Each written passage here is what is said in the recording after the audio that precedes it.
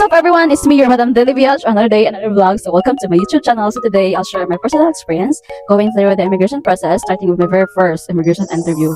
So if you're preparing for your own interview, I'm here to help you feel confident, informed, and ready. But before we proceed to the questions, let me share you some documents or some papers I prepared before my interview. First is passport, must be valid at least 6 months from the date of departure. Second is round ticket. Third is confirmed accommodation. Fourth is proof of relationship or pictures knit together. Fifth is e-travel QR code. Fourth is the travel insurance. 7 is the passport copy ng boyfriend ko. 8 was the payslip, my boyfriend's payslip.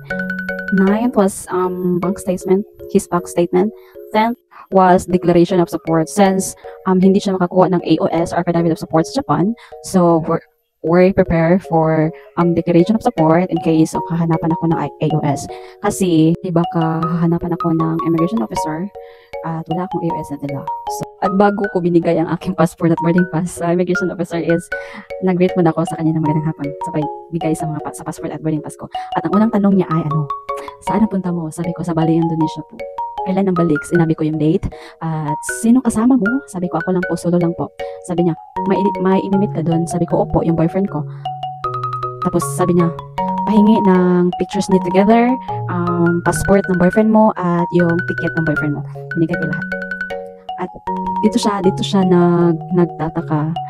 Kasi makailan na ang kanyang katanungan ko, ako ba ay nagtatrabaho ba sa gobyerno? Kasi ewan ko, hindi ko alam. At yung last na tanong sa akin ng immigration officer is, gaano na kayo katagal ng boyfriend ko? Sinabi ko yung kung gaano kami katagal ng boyfriend ko.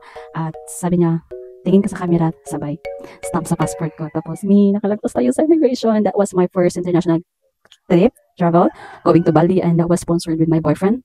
Everything, yeah. So that's it guys. So don't forget to comment, like, and subscribe to my YouTube channel. At kung may mga tanong man kayo, mag-comment lang kayo sa baba at ng aking matanong.